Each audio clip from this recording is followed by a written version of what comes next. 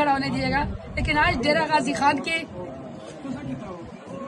बुजुर्गों ने, खवातीन ने, बच्चों ने मेरे लिए मार खाई है। उन्होंने आज मुझे अपनी गैरत से खरीद लिया है।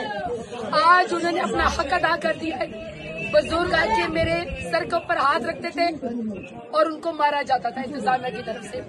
खवातीन आती थी, मेरे ऊपर फूल डालती थी, हसार को तोड़ती थी, खवातीन को धक्के गिरा दिया जाता था।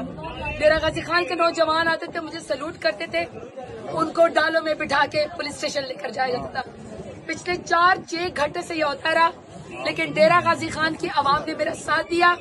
उन्होंने वोट का हक अदा कर दिया, उन्होंने इमरान खान से वफा का हक अदा कर दिया। जब नई जलसा मुझे करने दिया गया, आखिर मैंने कहा चलो मैं शॉप टू शॉप कैंपेन करती हूँ। मैं पैदल निकली, मेरे साथ आवाम निकली।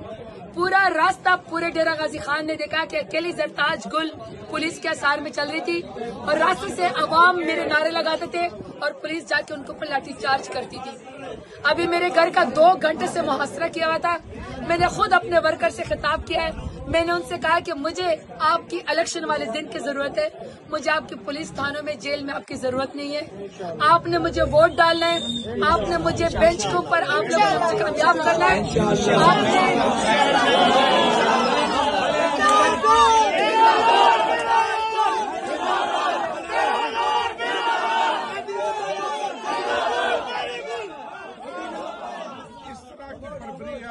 ये चाहते क्या है नौजवानों के ऊपर, बुजुर्ग के, औरतों के ऊपर क्या चाहते हैं?